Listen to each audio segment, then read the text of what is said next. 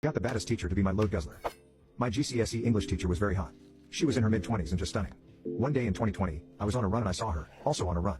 Her hair was tied back in a ponytail and she was wearing those Nike Pro shorts and an oversized tank top. I wanted to start a conversation because it had been months since I'd ever really talked to someone apart from my family in person. She saw me and we started talking about random things like school and the lockdown when I got a hardened.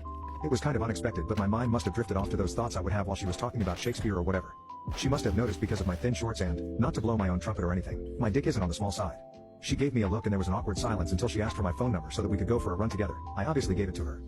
2 days later we met up and went for our run. It was uneventful apart from when she started asking me about relationships and how hard it is to get laid during the lockdown. This was surprising coming from a former teacher, but here we were also going on a run together, so I doubt she had much time for people. When we got back to her house I went to awkwardly say goodbye when she invited me inside. Inside her house she went into the kitchen to get some drinks while I awkwardly sat on her sofa staring at my phone settings. She came back into her living room with her top removed and wearing just a sports bra and short shorts.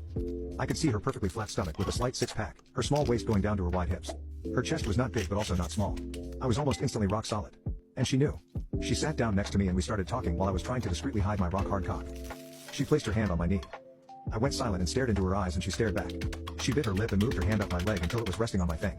I went in to kiss and then we started making out on her sofa. Her hand in my shorts playing with my pee-pee while I ran my hands through her hair. We took this up to her room and in honesty was the best intimacy I've ever had. And I was no slouch either. I had her in 7 positions in 70 minutes and she was begging for more. I cream-pied her several times and then I was too done to continue. I took a shower, said my goodbyes and left. Over the rest of the summer we continued our runs together, but none of them came close to that first one.